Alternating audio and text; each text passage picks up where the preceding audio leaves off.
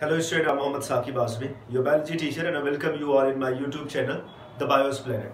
तो स्टूडेंट आज हम नेक्स्ट लेक्चर के बारे में बात करेंगे। पिछले लेक्चर में हमने सिंपल एपिथेलियम टिश्यू के बारे में बात की थी। इस लेक्चर में हम कंपाउंड एपिथेलियम टिश्यू के बारे में बात करेंगे। तो जनरली हमारी चीज़ें जो है एनसीईआरटी बेस्ड है, लेकिन कभी कभी होता है ना कुछ चीज़ें हमें एनसीईआरटी से बाहर भी जाके सारी चीज़ों को देखना पड़ता है। लेकिन खैर अभी मैं थोड़ा सा इसके बारे में बता दूँ। हमने सिंपल एपिथेलियल टिश्यू के बारे में पढ़ा। ये हो गया आपका सिंपल एपिथेलियल टिश्यू। तो दो टाइप के टिश्यू होते हैं, एक होते हैं सिंपल होते हैं और एक होते हैं कंपाउंड होते हैं। तो सिंपल को हमने देखा कि जो सिर्फ सिंगल लेयर से बनी होती है वो सिंपल एपिथेलियम है, और जो दो या दो से ज्यादा जिसमें लेयर पाई जाएगी उसे हम कंपाउंड एपिथेलियम बोलेंगे, या फिर स्ट्रेटिफाइड भी आप बोल सकते हैं। इसमें भी तीन पार्ट में हमने इसे क्लासिफाई किया था।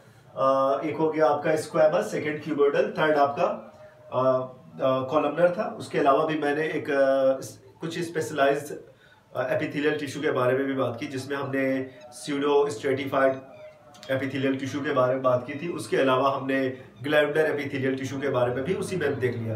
अब हम जो बात करने जा रहे हैं वो कंपाउंड एपिथेलियल टिश्यू के बारे में बात करेंगे। किसके बारे में? कंपाउंड एपिथेलियल टिश्यू के बारे में। तो क्या होता है कंपाउंड एपिथेलियल टिश्यू, उसको थोड़ा समझ लेते हैं, फिर हम इन सारी चीजों को आगे देखेंगे। अभी देखते हैं तो कंपाउंड एपिथेलियल टिश्यू क्या होता है। जैसे कि मैंने पहले बताया कि सिंपल एपिथेलियल टिश्यू क्या है। Simple epithelial tissue means those tissue which are made up of single layer, जो सिर्फ एक लेयर से बने होते हैं। नीचे की तरफ आपकी बेसमेंट मेम्ब्रेन होती है और ऊपर उसके कुछ सेल्स पाई जाती है। एक सिंगल लेयर में सेल पाई जाएगी एपिथेलियल की सेल, तो उसे हम कहते हैं सिंपल एपिथेलियल टिश्यू कहते हैं। बट कंपाउंड एपिथेलियम में मोर देन टू लेयर्स पाई जाती है। इसमें हम it is made up of two more than to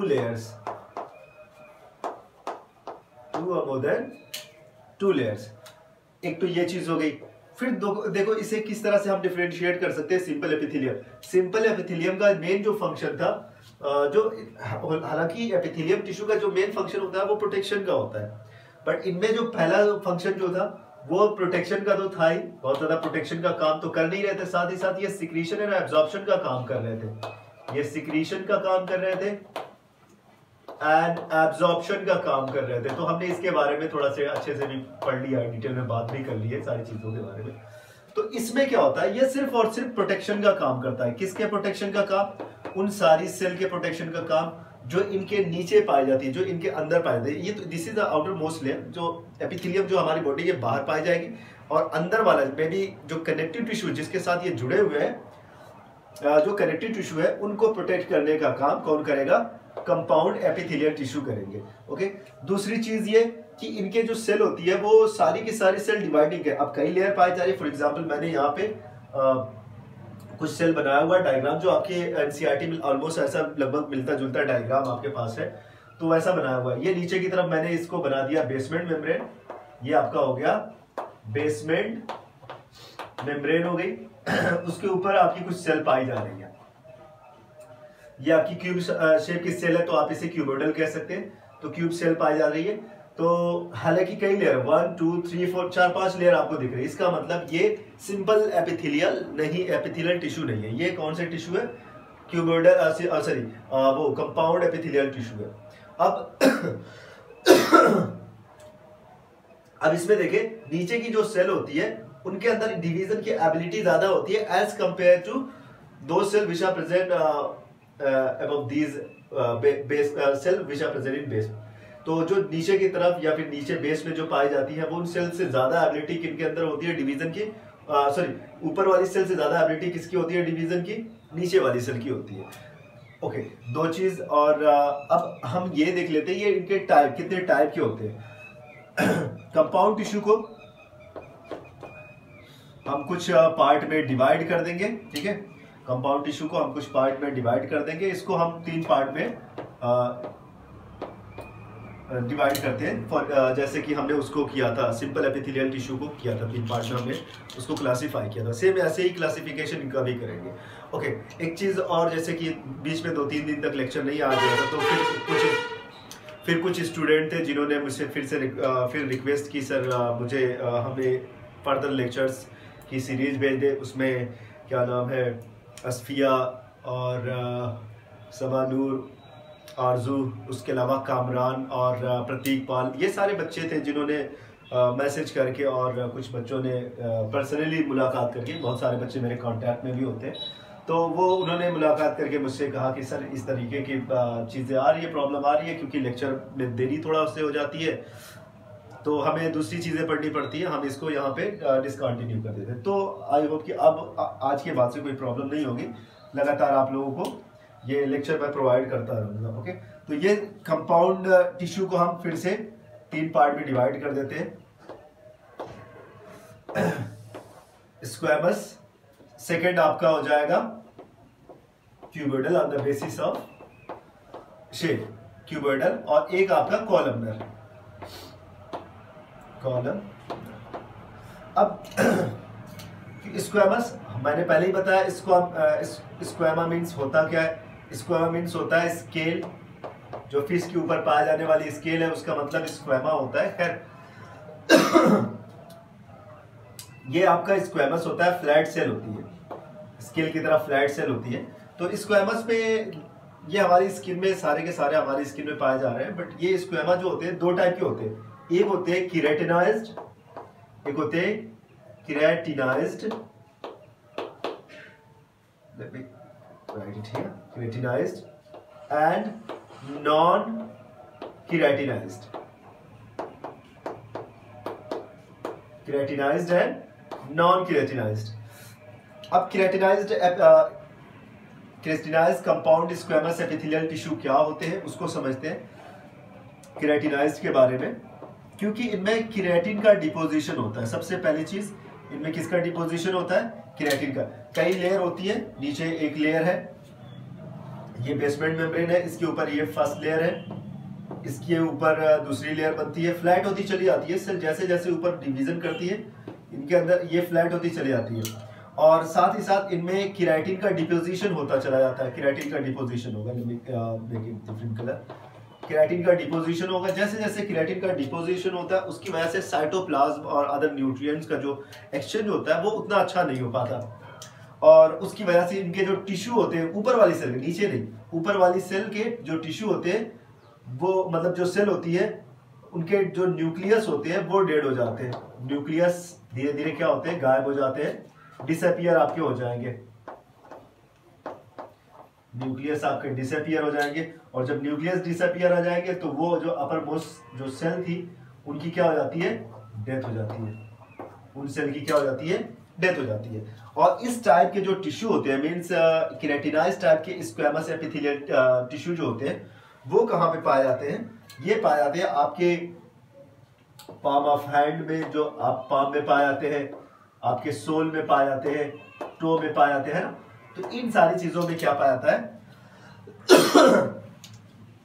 जैसे ये हो गया, आप ये यहाँ पे क्रिएटिन के भी प्रेजेंस है। अगर यहाँ पे क्रिएटिन नहीं होता तो चीजें आसानी से इनके अंदर चली जाती, वाटर आसानी से अंदर चला जाता। तो ये कई चीजों से बचाता है। एक तो हार्ड सरफेस प्रोवाइड करता है ताकि इवापोरेशन ना हो सके, और वाटर की एंट्री को भी रोकता है। तो ये 2-3 काम ये आपका केराटिन करता है। साथ ही साथ ऊपर की सेल भी डेड होती है, that's why sometimes you can, एक नीडल लेते हैं आप, इसको यहाँ से चिबाते धसाते, फिर उसके बाद भी आपको ज्यादा पता नहीं चलता कि आपने कुछ चीज यहाँ पे प्रेस की हुई है, क्योंकि अपर मोस्ट जो लेयर होती है वो डेड हो जाती है। ऊपर की जो एकदम ऊपर वाली लेयर होती है, केराटिन के ठीक नीचे वाली लेयर, वो डेड सेल की बनी होती है। अब नेक्स्ट हम बात करते हैं नॉन केराटिनाइज्ड, मतलब इनमें केराटिन का डिपोजिशन नहीं होता। इनमें इसका डिपोजिशन नहीं होगा, केराटिन ऑलमोस्ट एब्सेंट होता है, ऑलमोस्ट एब्सेंट होता है। अब ये पाए कहाँ पे जाते हैं? अगर इनकी आप लोकेशन देखें तो जो हमारी कॉर्निया ऑफ जो आईज होती है, कॉर्निया हमारी एसोफेगस में भी ये पाए जाते हैं, एसोफेगस में भी पाए जाते हैं। कॉर्निया हो गया, एसोफेगस हो गया, फेरिंग्स में भी होते हैं, साथ ही साथ वजाइनल ट्रैक्ट में, इन सारी जगहों पे क्या पाया जाता है? नॉन केराटिनाइज्ड एपिथेलियल टिश्यू पाया जाता है, मतलब इनमें केराटिन ऑलमोस्ट एब्सेंट होता है। ये हो गया। नेक्स्ट हमारा जो होगा वो होगा हमारा क्यूबोइडल। क्या होगा? क्यूबोइडल एपिथेलियल, क्यूबोइडल कंपाउंड या स्ट्रेटिफाइड एपिथेलियल टिश्यू। एपिथेलियल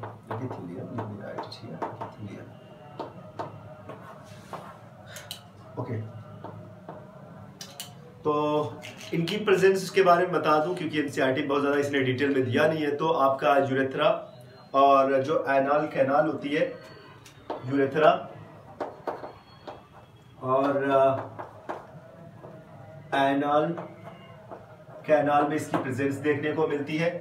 फिर उसके बाद हम बात करते हैं, क्योंकि ये क्यूब शेप का होता है, फिर से एक बार समझा दूं, जैसे ये वाला आपका क्यूब शेप का है, नीचे की सारी सेल बेसमेंट मेम्ब्रेन जो कि आपकी नॉन लिविंग मेम्ब्रेन है, उसके साथ जो सेल पाई जाती है, उस सरफेस पे जो सेल पाई जा रही है वो क्यूब शेप की होगी। लेकिन जैसे जैसे ऊपर जाएंगे वो स्क्वैमस की तरह सेल फ्लैट होती चली जाती है, और होती होती एकदम वहां पे ऊपर जाते जाते उनका जो सेल होती है एकदम रिड्यूस कर जाती है, एकदम पतली पतली हो जाती है, ऑलमोस्ट कुछ सेल उसमें से डेड भी हो जाती है। ओके, नेक्स्ट आपकी जो होती है वो होगी आपकी कॉलमनर।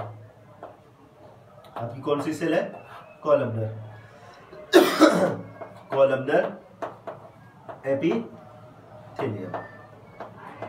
अब ये कॉलमनर एपिथेलियम क्या होती है? कॉलमनर एपिथेलियम की जो प्रेजेंस होती है ये भी inner lining of लैरिंग्स and pharynx, और साथ ही साथ इनका जो शेप होता है वो कॉलम शेप का होगा, इस तरह से लेंथ में इलोंगेटेड होगी, ऐसे सिलेंड्रिकल शेप होगा नीचे की तरफ। लेकिन जैसे जैसे ऊपर जाएंगे पहले इनका शेप क्यूबोइडल होगा, फिर और ऊपर जाएंगे धीरे धीरे इनका शेप भी कैसा होता चला जाता है? फ्लैट होता चला जाता है। तो स्टार्टिंग सबसे बेस की जो सेल होगी वो आपकी क्यूब शेप की हो सकती है, वो आपकी कॉलम शेप की होगी, लेकिन एकदम टॉप पे जो हमेशा मिलेगी, चाहे स्क्वैमस हो, चाहे क्यूबोइडल हो, चाहे कॉलमनर हो, सारी की सारी सेल में एक चीज कॉमन होती है कि उनकी जो टॉप मोस्ट जो लेयर होती है वो स्क्वैमस की तरह से होती है। किसकी तरह से? स्क्वैमस की तरह से ही मिलेगी। ओके, तो ये हो गया। ये कहां पे पाते हैं? ये इनर लाइनिंग बनाते हैं, inner lining of pharynx and लैरिंग्स, inner lining of pharynx and लैरिंग्स, inner lining of pharynx and लैरिंग्स। तो ये हो गया आपका 3 डिफरेंट टाइप के कंपाउंड टिश्यू के बारे में। पहला आपने क्या देखा? स्क्वैमस। दूसरा आपने क्या देखा? क्यूबोइडल। तीसरा आपने क्या देखा? कॉलमनर। और जो स्क्वैमस है, स्क्वैमस में मैंने 2 टाइप का बताया, केराटिनाइज्ड एंड नॉन केराटिनाइज्ड। फिर उसके बाद हमने क्यूबोइडल के बारे में देखा, कॉलमनर के बारे में देखा। तो एक अलग से मैं जो लेक्चर बनाऊंगा तो उसके बारे में हम बात करेंगे, जिसमें सेल किस तरह से एक दूसरे से अटैच होते हैं, उनके बीच में आयंस का और मिनरल का जो एक्सचेंज होता है वो कैसे होता है, उनके बीच में कोई चीज़ एक्सचेंज होती है कि नहीं होती है। डिफरेंट टाइप के जंक्शंस पाए जाते हैं, गैप जंक्शन होता है, टाइट जंक्शन होता है, एडेसिव जंक्शन होता है, और कुछ अलग भी होते हैं, कुछ और जंक्शंस भी पाए जाते हैं जैसे डेस्मोसोम या हेवी डेस्मोसोम्स होते हैं। हम इन सारी चीज़ों के बारे में नेक्स्ट लेक्चर में बात करेंगे। ओके, तो आप लोग ऐसे अच्छे से पढ़ते रहे, मन लगा के पढ़ते रहे, हार्ड वर्क करते रहे, और इंशाल्लाह सारे लोग कामयाब होंगे। Thank you so much.